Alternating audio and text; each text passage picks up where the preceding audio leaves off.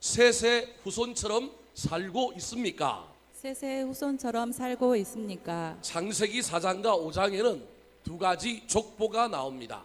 4장에는 아담의 첫째 아들 가인의 후손들의 족보가 나오는가 하면 5장에는 가인이 그 동생 아벨을 죽이고 난 다음에 아담에게 하나님께서 세 번째 아들 셋이라고 하는 아들을 주셨는데 그 아들의 후손들의 족보가 묘하게 대조되어서 기록되어 있습니다. 인류의 역사는 범죄한 가인의 후손들이 발전시켜 온 역사였습니다. 그들이 건축습, 성을 쌓았고 그들이 최초로 농경, 목축업, 산업을 일으켰을 뿐만 아니라 그들이 음악, 미술, 예술을 발전시켰고 그리고 공업, 과학, 여러 가지 무기를 제조하는 기술들을 그들이 발전시켰습니다. 왜 하나님께서 가인들이 이 인류의 역사를, 가인의 후손들이 이 인류의 역사를 처음부터 주도하게 만들었을까요? 정답은 간단합니다. 하나님이 누구에게 소망이 있었느냐 하면 가인의 후손들에게 처음에는 소망을 두었기 때문입니다. 왜냐하면 아담에게 두 아들을 주었는데 한 아들을 죽었으니 남은 아들은 뭐밖에 없어요?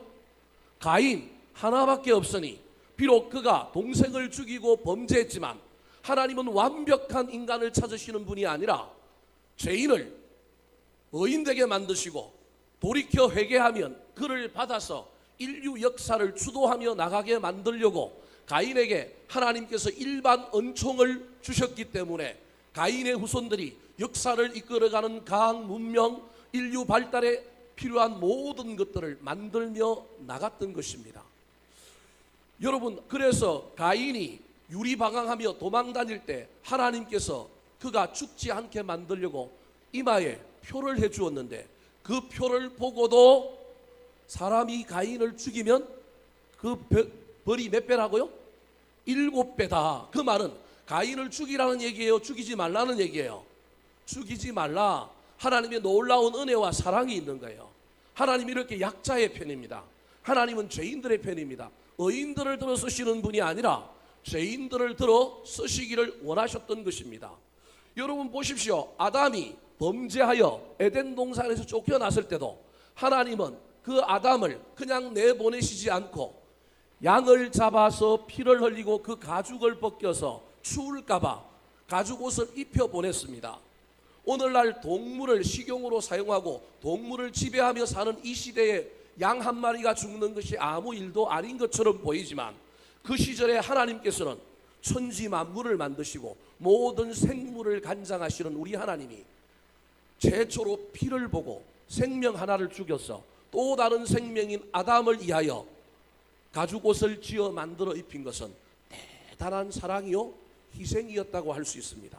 그 말은 아담도 돌이켜 돌아오기를, 가인도 비록 범죄하여 쫓겨다니는 인생이 되었지만 그 가인이 인류 역사를 이끌어갈 주인공이 되게 만들려고 하나님은 그들에게 일반 은총을 주셔서 그들이 그것을 가지고 인류 역사를 발전시키는 데 앞장섰던 것입니다.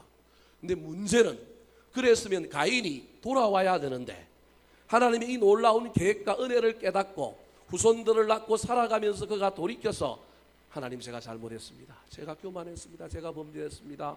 제가 동생을 죽였습니다.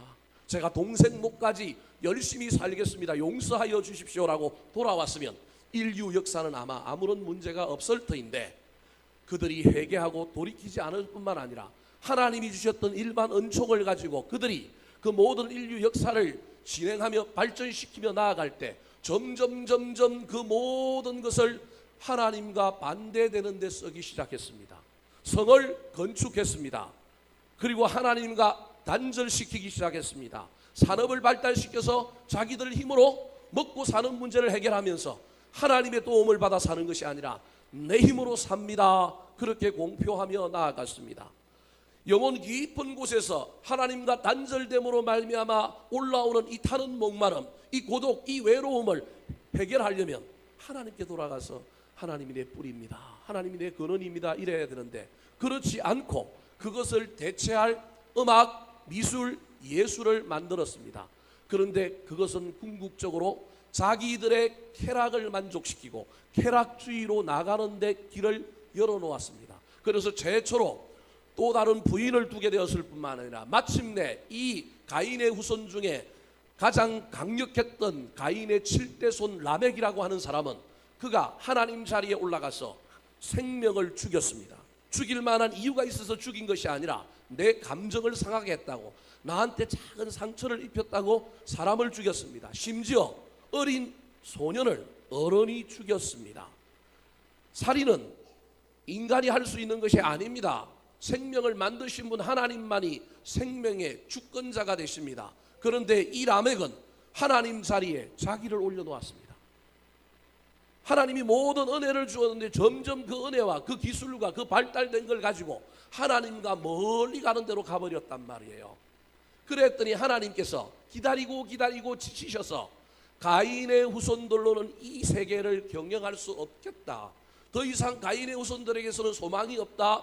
그래서 새로운 인류를 만드시고 또 다른 믿음의 후손들을 만들어서 역사를 이끌어 가겠다고 이야기하는 것이 바로 오늘 본문 말씀입니다. 그래서 여러분 오늘 본문 5장 1절 2절을 여러분 잘 한번 보시기 바랍니다. 이 5장 1절 2절이 사실은 없어도 되는데 족보 앞에 나와 있어요. 이 5장 1절 2절이 사실은 범죄하기 전에 하나님께서 인간을 만드시고 하신 창세기 1장 28절 29절에 해당되는 내용이란 말이에요. 새 후손들, 새 인류를 창조하셔서 새 역사를 이끌어 가시겠다라고 하는 표시로 5장 1절 2절에 사람에 대한 이야기, 사람을 고귀하게 만들었다, 복을 주셨다, 이런 이야기를 하고 난 다음에 3절부터 새 역사를 이끌어갈 새 후손들의 족보를 기록하고 있는 것입니다. 사랑하는 성도 여러분, 이 자본주의 시대에 예수도 믿지 않고 하나님을 모른다 하는 사람들이 출세도 하고 권력도 지고 힘도 가지고 있고 어쩌면 예수 믿는 우리보다 더 잘 사는 문제가 여러분 앞에 있습니까? 그래서 그들이 세상을 주도하는 것 같고 그들이 세상을 움직이는 것 같습니까? 그런데 그들의 인생의 마지막은 비극이었습니다. 살인이었습니다. 범죄하고 나락으로 떨어졌습니다. 하나님은 그들에게 소망을 가지고 있는 것이 아니라 여전히 오늘도 믿음의 새로운 후손들, 그들과 전혀 다른 삶을 사는 믿음의 새 후손들을 기다리고 있습니다. 사랑하는 성도 여러분, 오늘 본문 말씀을 살펴볼 때 우리가 지난주에는 혹시 따라 살지 말아야 할 가인의 후손들의 삶을 살고 있지는 않은지 살펴보고 회개할 뿐만 아니라 오늘은 믿음의 후손인 새 후손들이 어떻게 살았는지를 살펴보고 우리는 악한 사람들과 믿지 않는 사람들의 형통을 부러워하지 말고 새 후손들의 삶의 식과 방식을 따라 여전히 달려감으로 말미암아 하나님이 우리 인생을 들어서 주시고 마침내 우리를 역전시켜 주시고 반전시켜 주시는 놀라운 은혜를 경험하게 되시기를 예수님의 이름으로 축원합니다. 자, 그렇다면 또 다른 역사의 주인공 새 후손들의 삶의 식과 방식은 무엇일까요? 따라 하시겠습니다. 여호와의 이름을 불러야 합니다. 여호와의 이름을 불러야 합니다. 여러분, 아담이 에덴 동산에서 쫓겨났습니다. 쫓겨났을 때 여러분 기분이 어땠을까요? 1번 좋았다, 2번 더럽다. 둘 중에 하나를 고르면 기분이 어땠겠어요? 2번일 것 같아요. 사람마다 각자 다 다르겠지만 아담이 분명히 하나님께서 따먹지 말라고 하는 선악과를 따먹었습니다. 열매 하나 따먹는 것이 뭐가 그렇게 중요하냐 그러지만 하나님이 에덴 동산에 인간을 만들고 인간에게 모든 권한을 다 주었습니다. 그런데 창조주와 인간의 유일한 한 끗 차이가 필요했던 거예요. 그 한 끗 차이, 창조주와 인간을 구분하는 단 하나만 하지 말라 그런 거예요. 그게 뭐냐 하면 선악과라고 하는 나무의 열매는 따먹지 말라는 거예요. 이게 상징입니다. 이게 무슨 말이냐면 선악을 판단하시는 유일한 분은 누구밖에 없다? 하나님밖에 없다. 인간이 선악을 판단하는 존재가 아니라는 거예요. 인간이 선악을 판단하기 시작하면 인간은 신이 되어버린다는 거예요. 하나님이 인간을 만드시고 인간에게 모든 걸 다 할 권리를 주었지만 유일하게 선악과만 따먹지 말라 그랬단 말이에요. 그건 하나님의 자리를 탐하지 말라. 인간과 하나님의 한 끗 차이가 있는데 그거 건드리면 안 된다라는 거예요. 그런데 뱀에게 속아서 이 아담과 하와가 선악과를 따먹으로 말미암아 범죄했어요. 범죄하고 난 다음에 하나님께서 그들을 에덴 동산에서 쫓아냈어요. 여러분 왜 에덴 동산에서 쫓아냈을까? 생각 안 해봤죠? 에덴 동산에 선악과 말고 에덴 동산 중간에 또 다른 나무 하나가 있었는데 그게 무슨 나무예요? 생명나무라고 하는 거예요. 하나님께서 범죄하기 전에 생명나무 마음껏 먹으라 그랬어요. 뿐만 아니라 선악과 따먹으면 정령 뭐 한다 그랬어요? 죽으리라 그랬어요. 그런데 아담과 하와가 정령 죽으리라 그랬고 선악과를 따먹고 에덴 동산에서 쫓겨났는데 쫓겨나자마자 죽었어요? 안 죽었어요? 안 죽었어요. 오늘날 우리 어르신들 같으면 너무 놀래 자빠질 이야기인데 아담이 몇 살까지 살았다고요? 930살까지 살았대요. 야, 우리가 그 시대로 가면 좋겠는데 인류의 환경이 변하고 오존층이 파괴되고 뭐 이러면서 인간의 수명이 이제는 줄어들었다가 다시 조금 늘어나는 추세지만 우리 인류가 처음 창조될 때 인간이 900세 이상을 산 거예요. 수많은 과학적인 비밀을 밝혀내고 뭐 그걸 조사해 보려고 하는 그러한 노력들이 있지만 그냥 성경적으로 해석하면 그때 당시에 사람들이 왜 오래 살았느냐 하면 뭐 덕분에 그렇게 오래 살았다고요? 생명나무 때문에 오래 살았다고요. 아마 진시 황제가 그걸 알았는지 많은 사람들에게 뭐 구해오라 그래요? 불로초 구해오라 그러잖아요. 근데 하나님이 에덴 동산에서 아담과 하와를 쫓아내신 이유가 정령 죽어야 하는데 생명나무 먹으면 안 죽기 때문에 그들을 쫓아내고 천사들과 두루 도는 하염금이라고 하는 하늘나라의 천군 천사 군대를 보내서 에덴 동산을 지키다가 나중에 더 이상 에덴 동산을 이 땅에 두면 안 되겠다 싶어서 저 하늘나라로 에덴 동산을 가지고 가셨다. 그렇게 성경은 이야기하고 있습니다. 여하튼 중요한 건 아담이 에덴 동산에 쫓겨났는데 안 죽는 거예요. 죽어야 되는데 그때부터 이 아담에게 문제가 생겼습니다. 하나님을 불신하는 거예요. 불신할 뿐만 아니라 인간은 자기가 잘못한 것은 기억하지 못하고 상대방이 나한테 잘못한 것을 잘 기억하는 존재예요. 그래서 자기가 선악과 따먹어서 범죄했다, 정령 죽어야 되는데 하나님 나를 안 죽였으니 할렐루야 감사해야 되는데 그건 하나도 기억 안 나고 뭐만 기억나요? 나를 에덴 동산에서 쫓아내어서 저 엉겅퀴가 나고 막 숲이 우거져 있는 자연에서 자연과 투쟁하며 살아야 되는 어려움을 준 것에 대한 원망과 불평이 이 안에 있는 거예요. 먹고 사는 문제 때문에 막 자기 잘못한 것은 하나도 생각 안 나고 하나님이 나를 이렇게 대할 수 있어? 그때부터 아담에게 이 마음에는 원망과 불평뿐만 아니라 누굴 잊어버리고 사느냐 하면 하나님을 잊어버리고 사는 거예요. 하나님 거짓말쟁이, 죽는다 그랬는데 어디 죽어? 안 죽어. 하나님 나를 이렇게 대할 수 있어? 그때부터 아담이 하나님을 찾지 않았어요. 아예 하나님을 잊어버리고 살았단 말이에요. 그런데 이런 아담의 인생에 놀라운 변화가 나타났는데 그 변화가 바로 오늘 본문에 있는 창세기 4장 26절이라는 겁니다. 한번 읽어볼까요? 4장 26절 시작. 셋도 아들을 낳고 그의 이름을 에노스라 하였으며 그때의 사람들이 비로소 여호와의 이름을 불렀더라. 그때의 사람들이 비로소 여호와의 이름을 불렀다고 이야기합니다. 저 사람들이 누구냐? 대표적으로는 아담일 겁니다. 셋이 아들을 낳았지만 저 가문의 저 공동체의 주인은 누구냐 하면 아담이란 말이에요. 아담을 비롯한 그 아담의 일가의 공동체의 사람들이 비로소 그때부터 여호와의 이름을 불렀다라는 거예요. 그 다음 그 이전에는 불렀다 안 불렀다? 안 불렀다라는 거예요. 까마득하게 잊어버리고 생각도 않고 살았는데 한 사건이 있고 난 이후에 그때부터 아이고 하나님이 살아계시네. 아이 내가 잊어버렸네. 뭔가 영적인 깨달음을 얻고 은혜를 받아서 그때부터 누구를 부르기 시작했냐면 하나님을 불렀다라는 거예요. 불렀다는 의미가 뭐예요? 불렀다는 의미는 의지한다는 말이에요. 어린아이들이 급하면 누구 불러요? 엄마, 아빠 부르는 거란 말이에요. 아담에게 무슨 급한 일이 생겼다라는 거예요. 불렀다라는 말은 그래서 예배했다, 신앙생활을 시작했다 그런 의미입니다. 그러면 그렇게 잊어버리고 에덴 동산에서 쫓겨나서 잊어버리고 하나님을 잊어버리고 자기 나름대로 살았던 이 아담이 어느 순간에 여호와의 이름을 부르며 하나님을 찾으며 하나님을 의지하며 하나님을 예배하게 된 계기가 뭘까요? 그것이 바로 그의 아들이었던 셋이 또 다른 아들을 낳았는데 그 아들을 낳을 때 인생의 놀라운 반전, 인생의 놀라운 분기점이 생겨서 그때부터 삶이 달라졌다라는 거예요. 그러면 왜 이런 일이 일어났을까요? 무엇 때문에 이렇게 되었을까요? 앞에 화면을 다시 한번 보여주시겠어요? 저때 아들을 낳았는데 아담에게는 손자예요. 손자의 이름을 뭐라고 지었다고요? 에노스라고 지었다라는 거예요. 이 이름을 지을 때부터 아담에게 놀라운 변화가 생긴 거예요. 그러면 저 이름에 담겨 있는 의미가 뭘까요?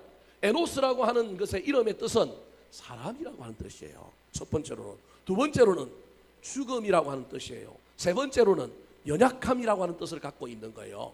그러니까 아담이 깨달은 모든 것을 저 이름에 다 넣어놓은 거예요. 그동안에는 깨닫지 못했는데 깨달은 거예요. 그 깨달음이 나는 죽을 수밖에 없는 사람이구나. 사람은 연약한 존재이구나. 이걸 깨달았다라는 거예요. 그동안에는 안 죽는다고 생각했고 내 인생은 내 힘으로 살아. 지금까지 된 건 다 내가 잘나서 돼서 내 힘으로 돼서 이렇게 생각했던 이 아담이 어느 순간에 깨닫기 시작한 거예요. 안 죽는다고 생각했는데 죽는 일이 아담 공동체에 들어왔어요. 그게 최초의 사건이 뭐냐면 그의 아들 장남 가인이 누굴 죽였느냐 하면 아벨을 죽인 거예요.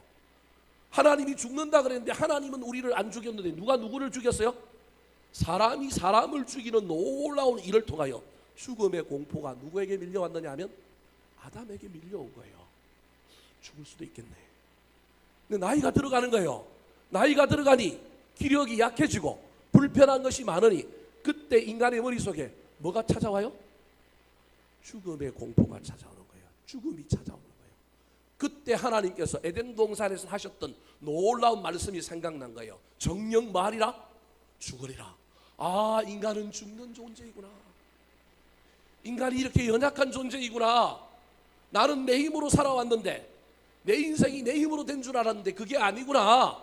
하나님의 은혜로 되었구나. 하나님이 도와주셔서 이만큼 왔구나. 그때부터 겸손해지기 시작하면서 누구의 이름을 불렀다고요?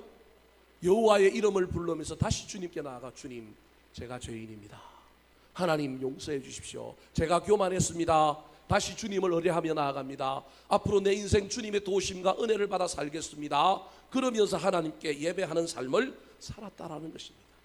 사랑하는 성도 여러분, 가인의 후손은 겸손해서 하나님을 부르는 것이 아니라 교만해서 성을 쌓았습니다. 사람들과 단절, 하나님과 단절. 내 인생 내 힘으로 살려고 그 성 안에서 대규모 인공적인 목축, 바다로 치면 양식을 해서 가축을 키워가지고 거기에 나오는 잉여로 사는 거예요. 자연의 힘, 초자연적인 하나님의 은혜로 내가 사는 것이 아니라 내가 돈 벌어서 사는 인생이라고 그렇게 산 사람들이 누구냐 하면 가인의 후손들인 거예요. 교만한 사람들이죠. 하나님 의지하지 않죠. 천년 만년 살 것처럼 살죠. 자기들을 하나님 자리에 올려놓았던 사람들인 이 가인의 후손들과 달리 그 길을 그대로 걸어갔던 이 아담도 깨닫기 시작한 거예요. 하나님이 가인의 후손들을 통하여 역사하시려고 하다가 가인의 후손들에게 소망이 없으니 아담에게 또 다른 셋을 주고 셋이 에노스를 낳을 때 그때 비로소 아담이 철들기 시작하면서 누구에게로 돌아오느냐 하면 하나님께 돌아와서 하나님 죄인입니다. 하나님 제가 죽을 수밖에 없는 존재군요. 주님을 의지합니다. 앞으로 주님의 은혜로 살겠습니다. 고백하며 나아가게 된 것입니다. 사랑하는 성도 여러분, 오늘을 살아가는 저와 여러분도 마찬가지입니다. 예수 믿노라고 하면서 신앙생활을 하면서도 수많은 사람들이 가인처럼 삽니다. 내 인생 내 거야. 여기까지 온 건 내 힘으로 내 실력으로 내 능력으로 된 거야. 아니라고 저와 여러분이 고백할 수 있어야 됩니다. 셋의 후손입니까? 하나님이 하셨습니다. 지금까지 온 것도 하나님이 하셨습니다. 주여 제가 교만했습니다. 주님의 도우심을 받고 살겠습니다. 그 마음으로 예배해야 합니다. 예배는 그런 겁니다. 내가 드려주는 것이 아니라 겸손하게 나의 한계를 인정하고 하나님 의지합니다. 주께로 가까이 갑니다. 이 고백이 예배입니다. 이 예배의 이유가 발견되지 않는 예배는 어쩌면 잘못된 예배일 수도 있습니다. 아담이 그동안 예배할 필요를 못 느끼다가 드디어 자기의 유한함을 알고 겸손해질 때, 그리고 하나님의 은혜를 사모하게 될 때 그가 자연스럽게 여호와의 이름을 부르며 예배했다는 사실을 잘 기억하여 셋의 후손들의 삶인 겸손과 예배를 회복하며 살아가는 저와 여러분 되시기를 예수님의 이름으로 축원합니다. 두 번째, 셋의 후손들의 삶의 식과 방식은 무엇일까요? 따라하시겠습니다. 하나님과 동행하며 살아야 합니다. 하나님과 동행하며 살아야 합니다. 창세기 5장에는 믿음의 후손 즉 셋의 후손들의 족보가 등장합니다. 총 32절에 걸쳐 기록된 이 족보의 특징이 무엇인지 아십니까? 네 가지 단어로 구분할 수 있습니다. 따라하실까요? 낳고, 지내다가, 살다가, 죽었더라. 이게 5장에 기록된 모든 사람들의 족보의 내용입니다. 자식을 낳고 몇 년을 지내다가 몇 살까지 살다가 그 다음에 뭐 했더라? 죽었더라. 이게 오늘 살아가는 모든 인류의 인생을 요약하고 있는 내용입니다. 낳고 살고 지내다가 죽었더라. 너무 허무하죠? 예, 저와 여러분도 이렇게 허무한 인생을 살 겁니다. 그런데 이런 허무한 인생을 살지 않은 또 다른 한 사람을 여기에 보여주고 있는데 그가 누구냐 하면 바로 에녹이라고 하는 사람입니다. 가인의 후손의 가장 강력한 7대손, 7은 완전 숫자잖아요. 7대손이 누구냐 하면 라멕이었습니다. 그런데 셋의 후손, 아담의 후손의 7대손에 누가 등장하느냐 하면 에녹이 등장하는 거예요. 라멕과 에녹의 삶을 우리에게 비교하며 대조하면서 너희들이 라멕의 삶을 살고 있느냐 아니면 에녹의 삶을 살고 있느냐, 성경이 지금 우리에게 도전하고 있는 겁니다. 자, 오늘 창세기 5장 21절, 22절, 24절 말씀에 에녹의 삶이 등장합니다. 같이 한번 읽어볼까요? 시작. 에녹은 65세에 무두셀라를 낳았고 무두셀라를 낳은 후 300년을 하나님과 동행하며 자녀들을 낳았으며 에녹이 하나님과 동행하더니 하나님이 그를 데려가심으로 세상에 있지 아니하였더라. 에녹은 좀 달라요. 낳았고까지는 같아요. 근데 낳았고 그 다음에 지내다가 살다가가 아니라 뭐 하다가? 동행하다가. 저기서 다른 거예요. 동행하다가 그 다음에 죽었더라가 아니고 뭐라고요? 하늘로 올라간 거예요. 데려가시더라. 저게 다른 거예요. 에녹이 65세에 머두셀라라고 하는 아들을 낳았는데 제가 보기 65세까지는 그저 평범하게 산 것 같아요. 이상하게 잘못 살았던 얘기가 아니라 그냥 평범한 그리스도인의 삶을 65세까지 살았는데 65세가 지나고부터 300년 동안은 아까 아담하고 똑같이 이 에녹의 삶에 급격한 변화가 나타나서 삶이 바뀌어 버렸어요. 무슨 삶으로 바뀌었느냐 하면 누구와 동행하는 삶을 살았다고요? 하나님과 동행하는 삶을 산 거예요. 나중에 저 동행의 의미가 뭔지를 제가 설명할 텐데 여하튼 에녹이 하나님과 동행하는 삶을 몇 년 동안 살았다고요? 300년 동안 사는 거예요. 근데 그 동행을 얼마나 잘했든지 하나님이 더 이상 이 땅에 놔두면 안 되겠다 싶어가지고 어떻게 했다고요? 하늘로 산채로 데리고 간 거예요. 성경에 하늘로 산채로 올라간 사람이 몇 사람이 있는데 그 중에 대표적인 사람이 누구라고요? 에녹인가요? 더 이상 이 땅에 있을 필요가 없는 거예요. 이 정도 되면, 이 정도 내공이면 어디 가서 살아야 된다고요? 하늘나라 가서 살아야 된다고 에녹을 데리고 간 거예요. 그러니까 여러분, 낳고 살다가 지내다가 죽은 사람이 아니고 낳고 동행하다가 하나님을 기쁘시게 하다가 어디로 갔느냐 하면 하늘로 올라간 사람이 누구냐 하면 에녹인 거예요. 저와 여러분이 이 에녹과 같은 삶을 두 번째 우리의 삶의 시가 방식으로 삼아야 돼요. 앞에 화면 다시 보여주십시오. 그런데 그러면 에녹의 인생에 급격한 변화가 일어나게 된 계기가 뭐냐 하면 아들을 낳은 사건인 거예요. 아까도 아담이 그의 아들 셋이 에노스를 낳고 인생에 급격한 변화가 일어난 것처럼 에녹도 아들 하나를 낳고 난 다음에 그 아들 때문에 인생이 갑자기 변해버린 거예요. 쉽게 이야기하면 대충 믿던 예수쟁이 하나가 갑자기 예수에 미쳐버린 거예요. 엄청난 변화가 일어난 거예요. 그 이유를 아들 때문이라고 얘기하는 거예요. 근데 그 아들 이름이 뭐예요? 머두셀라입니다. 성경에 제일 오래 산 사람의 대명사가 누구냐 하면 머두셀라예요. 몇 살까지 살아요? 969살까지 살았단 말이에요. 이 사람이 제일 오래 산, 사실은 이유가 숨겨져 있어요.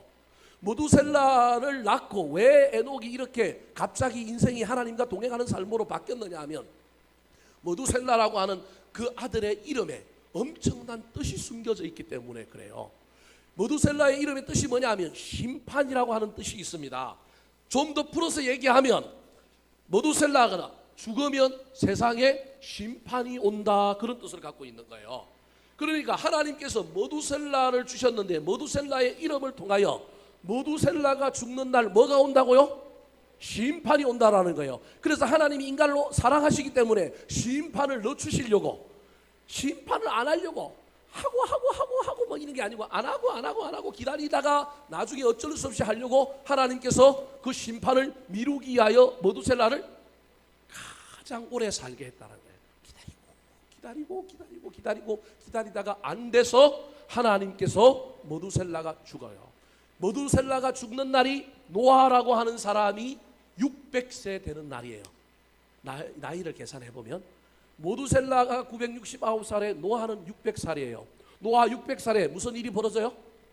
홍수가 나서 하나님께서 인간을 심판하는 사건이 벌어지는 거예요. 그러니까 머두셀라는 심판과 관련이 되어 있는 인물이라는 거예요.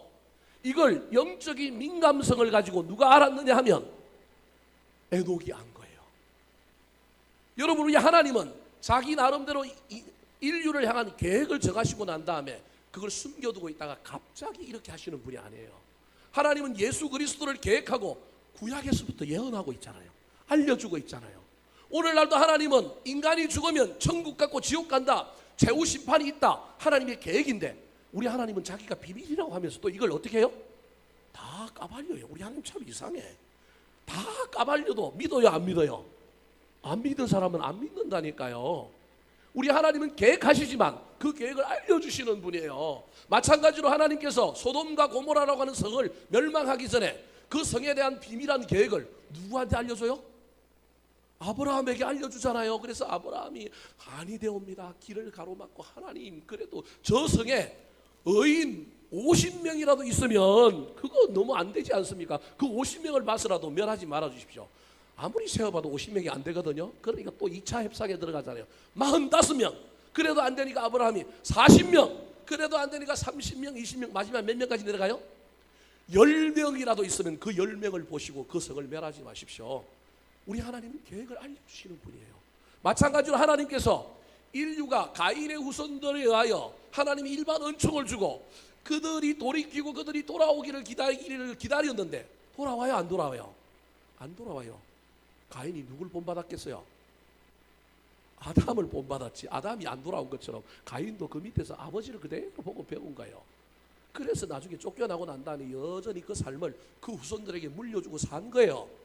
하나님이 안 돌아오는 그들을 위하여 새로운 역사를 시작했는데 가인의 후손들이 가진 게 너무 많아. 발전시킨 게 너무 많아. 세상을 이상한 방향으로 막 끌고 가. 그래서 창세기 6장에 보면 하나님이 사람 만드신 것을 후회하시고 한탄하시고 인류를 다시금 심판하시려고 홍수 심판을 준비하신 거예요. 근데 준비하신 것을 우리 하나님이 1차로 누구한테 까놓으셨느냐 하면 에녹에게 까놓으신 거예요. 2차로는 누구한테 까놨어요? 노아에게. 우리 하나님은 비밀이 사실은 없으신 분이에요. 비밀리 하시는 분이 아니라 계획을 세우시고 난 다음에 사랑이 많으셔서 다 알려주신다니까요. 에녹에게 아들 모두셀라를 낳는 중에 그것을 알려주신 거예요. 아, 우리 목사님 소설 잘 쓰네. 소설가 되셔도 되겠네. 아닙니다. 저는 성경을 가지고 이야기합니다. 유다서 1장 14절. 성경은 성경으로 풀어야 합니다. 자, 유다서 1장 14절 같이 한번 읽어볼까요? 시작. 아담의 7세 손 에녹이 사람들에게 대하여도 애언하여 이르되 보라 주께서 그 수만의 거룩한 자와 함께 임하셨나니. 여러분, 아담이 하나님과 동행했는데 동행했던 구체적인 내용을 저 유다서에 기록하고 있는 거예요. 아담이 했던 동행이 뭔지를 한번 볼까요? 아담이 많은 사람들에게 이렇게 얘기해요. 에녹이 사람들에게 뭐하여? 예언하는 거예요. 이 예언은 그냥 미래에 일어날 일을 이야기하는 것이 아니라 하나님의 계시를 받아서 하나님의 말씀을 선포하는 거예요. 세상 사람들요, 이런 일이 일어날 것이니 돌이키라는 거예요.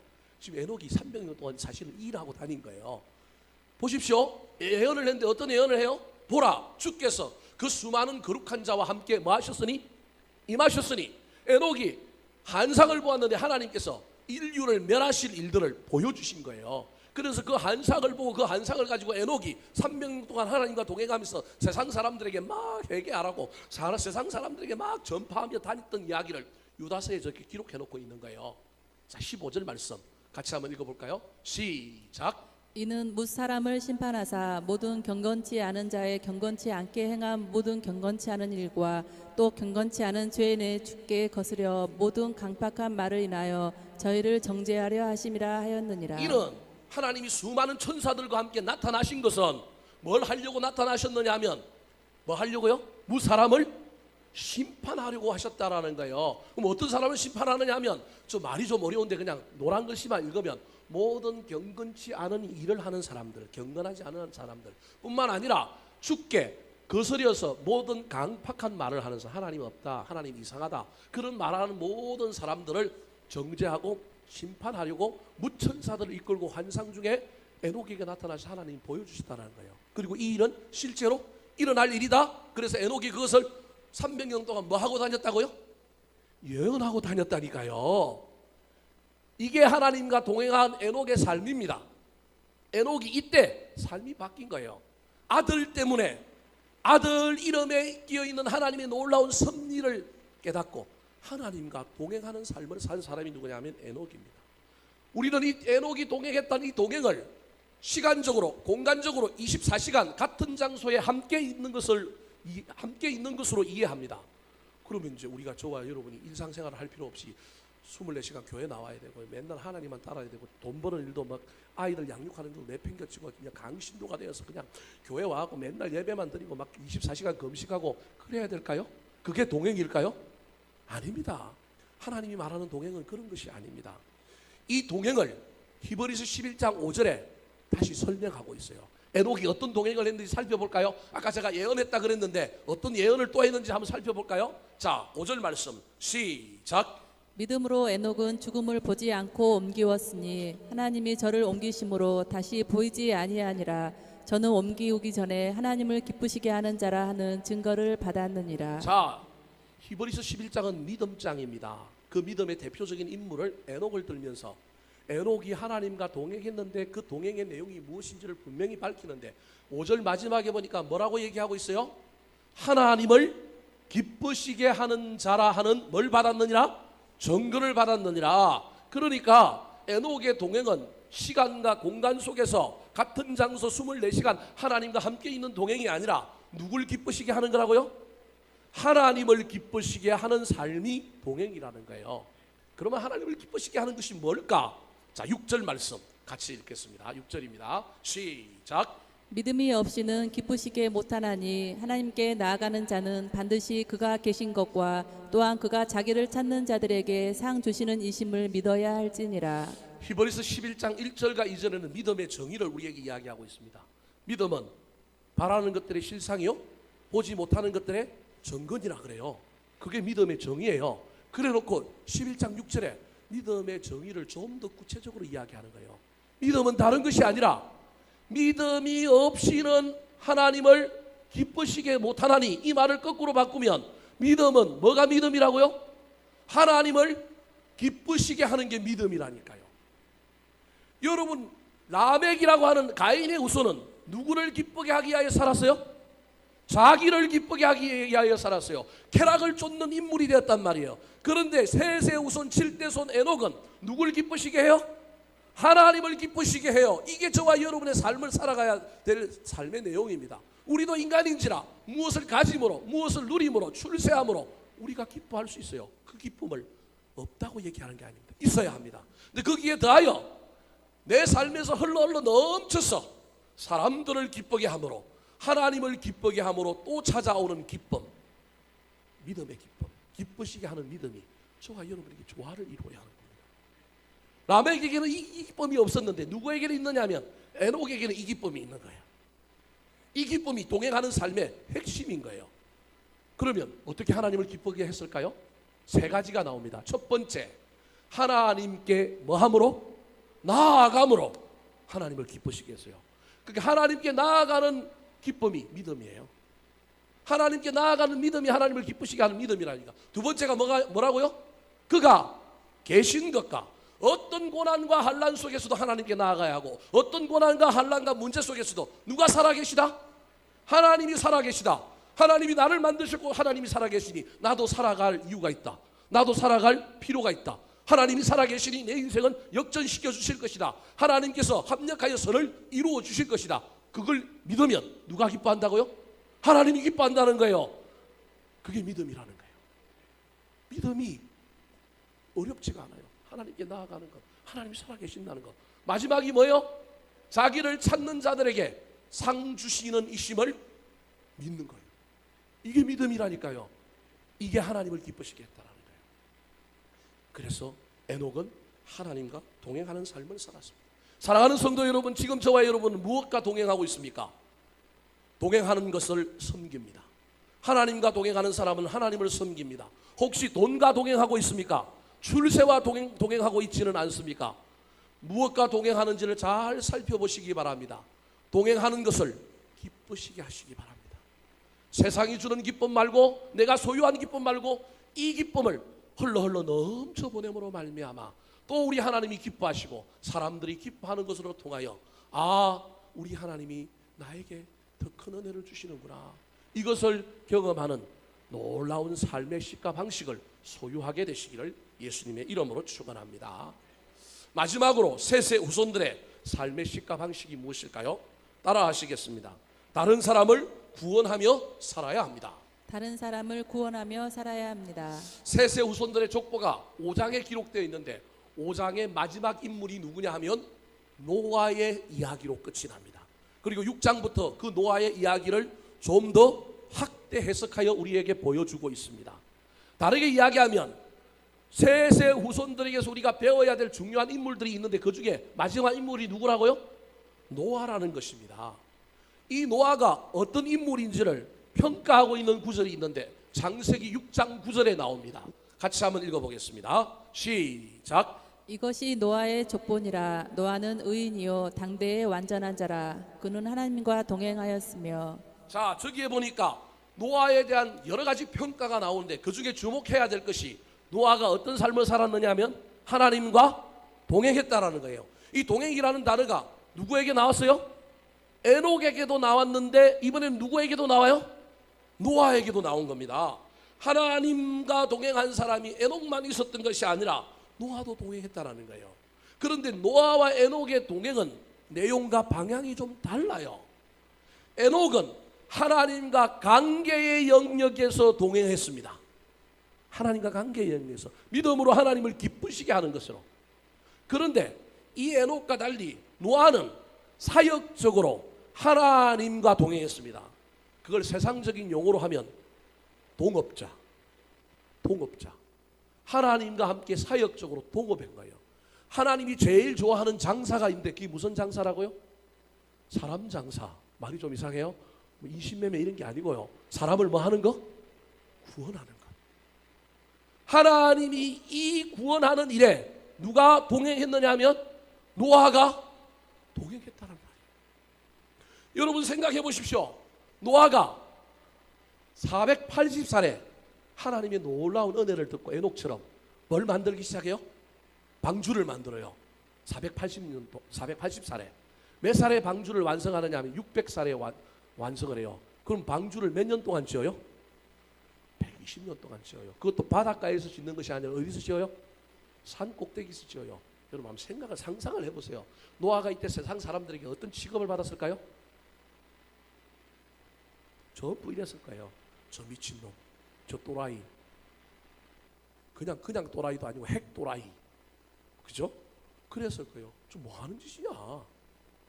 물질은 얼마나 많이 들어갔겠어요? 여러분, 가장 견디기 힘든 게 뭐냐 하면 가장 가까이 있는 사람이 못 알아줄 때. 근데 재미난 건 노아의 아들과 노아의 아내가 잘 협력해요. 신기한 거예요. 아마 자기가 하나님의 뜻을 깨닫고 무엇을 일을 하는데 내 가장 가까이 있는 사람이 내 마음을 몰라주고 함께 해주지 않을 때 그것처럼 아픈 일이 어디 있겠어요. 이거 완전히 힘들 거예요. 근데 노아는 다행히 그 위로는 얻었어요. 근데 이 120년 동안 배를 짓는단 말이에요. 왜 이 배를 지을까요? 이 120년 동안이 하나님과 동행하는 거예요. 사역적으로 하나님이 원하시는 일에, 하나님이 뜻하시는 일에 함께 한 것입니다. 재미난 것은 창세기 7장에 보면 노아 홍수가 시작이 되는데요. 노아가 방주에 들어가는데 비가 올 때 들어간 게 아니고요. 비가 안 오는데 어디를 들어가요? 비가 안 오는데 모든 동물들을 다 끌어모으고 양식을 준비해 갖고요 방주 안으로 들어가요. 그 들어가고 문 닫고 한참 있으니 뭐가 와요? 여기 한참이라는 건 1시간 2시간을 얘기하는 게 아니고요 며칠이 있는데 비가 왔어요. 그 말은 하나님의 약속을 온전히 신뢰하고 믿었다는 거예요. 비가 와서 들어간 게 아니고 비가 오기도 전에 들어갔고 미리 자리 잡고 있으니까 지나니까 그 다음에 비가 온 거예요. 그래서 노아가 위대한 겁니다. 사랑하는 성도 여러분, 저와 여러분이 지금 하나님과 더불어 노아처럼 동행하며 살고 있습니까? 사람을 구원하는 일에, 생명을 구원하는 일에 저와 여러분의 삶을 투자하고 있습니까? 여러분 보십시오. 가인의 후손 라멕은, 가인의 후손들은 성을 쌓고 자기 힘으로 인생을 살았을 뿐만 아니라 쾌락이라고 하는 자기 기쁨을 추구하고 살았습니다. 더 나아가 그들은 생명을 죽였습니다. 자기 기분 좀 상한다고, 누가 내 몸에, 내 얼굴에 상처 조금 냈다고 그냥 힘을 가지고 권력을 가지고 있는 그 라멕이 소년을 죽여요. 그런데 하나님의 후손, 셋의 후손 노아는 수모를 당해가면서도 생명을 죽이는 것이 아니라 살리잖아요. 인간도 살리고 동물도 살리고 지구도 살리며 나아가는 놀라운 일을 감당하고 있는 것입니다.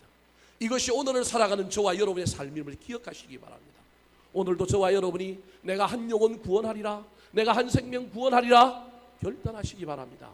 그런데 옛날 같으면 그냥 주일 예배 드리고 전도지 한 장 들고 가서 예수 천당 불신 지옥 하면 구원이 일어났지만 지금은 그래 갖고 구원이 일어나지 않습니다.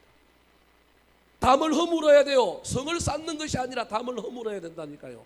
쾌락을 누리고 자기중심성, 개인주의와 이기주의를 가지고 내 기쁨을 추구하는 삶이 아니라 이 기쁨이 흘러흘러 넘쳐가서 사람들에게 도달하는 가운데 하나님께서 나에게 영혼을 붙여주시고 관계의 영역에서 하나님께서 사람을 붙여주실 때 구원이 일어날 겁니다.